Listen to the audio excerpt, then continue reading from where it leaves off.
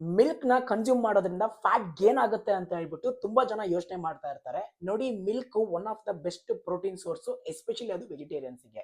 ಜೊತೆಗೆ ಮಿಲ್ಕ್ ಅಲ್ಲಿ vitamin B 12 ಮತ್ತೆ ಕ್ಯಾಲ್ಸಿಯಂ ರಿಚ್ ಆಗಿರೋದ್ರಿಂದ ನಿಮ್ಮ ಬೋನ್ ಡೆವಲಪ್ಮೆಂಟ್ ಅನ್ನ ಬೆಟರ್ ಮಾಡುತ್ತೆ. ಇಲ್ಲಿ ಪ್ರಾಬ್ಲಮ್ ಏನಾಗ್ತಾ ಇದೆ ಅಂದ್ರೆ, ತುಂಬಾ ಜನ ಮಿಲ್ಕ್ ನ ಕನ್ಸ್ಯೂಮ್ ಮಾಡ್ಬೇಕಾದ್ರೆ ಎಕ್ಸ್ಟ್ರಾ ಶುಗರ್ ನ ಆಡ್ ಮಾಡ್ಕೋತಾ ಇರ್ತಾರೆ. ಜೊತೆಗೆ ಬಿಸ್ಕೆಟ್ಸ್ ತಿಂತಾ ಇರ್ತಾರೆ. ಮತ್ತೆ ಹಾರ್ಲಿಕ್ಸ್, ಬೂಸ್ಟ್ ಅಂತ ಹೇಳ್ಬಿಟ್ಟು ತುಂಬಾ ಯೂಸ್ ಮಾಡ್ತಾ ಇರ್ತಾರೆ. ಇದರಿಂದ ಅವ್ರ ಟೋಟಲ್ ಕ್ಯಾಲೋರಿ ಜಾಸ್ತಿ ಆಗುತ್ತೆ. ಜೊತೆಗೆ ಫ್ಯಾಟ್ ಕೂಡ ಇನ್ಕ್ರೀಸ್ ಆಗುತ್ತೆ.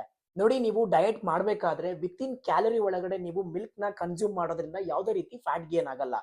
ಅದೇ ನಿಮಗೆ ಮಿಲ್ಕ್ ನ ಕನ್ಸ್ಯೂಮ್ ಮಾಡಿದ್ಮೇಲೆ ಡೈಜೆಷನ್ ಪ್ರಾಬ್ಲಮ್ ಆಗ್ತಾ ಇದ್ರೆ, ಬ್ಲೋಟಿಂಗ್ ಇಶ್ಯೂ ಆಗ್ತಾ ಇದ್ರೆ, ಲೋ ಫ್ಯಾಟ್ ಮಿಲ್ಕ್ ನ ಕನ್ಸ್ಯೂಮ್ ಮಾಡಿ. ನಿಮಗೇನಾದ್ರೂ ಲ್ಯಾಕ್ಟೋಸ್ ಇಂಟಾಲರೆಂಟ್ ಇತ್ತು ಅಂದ್ರೆ ಕೌ ಮಿಲ್ಕ್ ಯೂಸ್ ಮಾಡೋ ಬದಲು ನೀವು ಲ್ಯಾಕ್ಟೋಸ್ ಫ್ರೀ ಮಿಲ್ಕ್ ಅನ್ನ ಯೂಸ್ ಮಾಡಿ.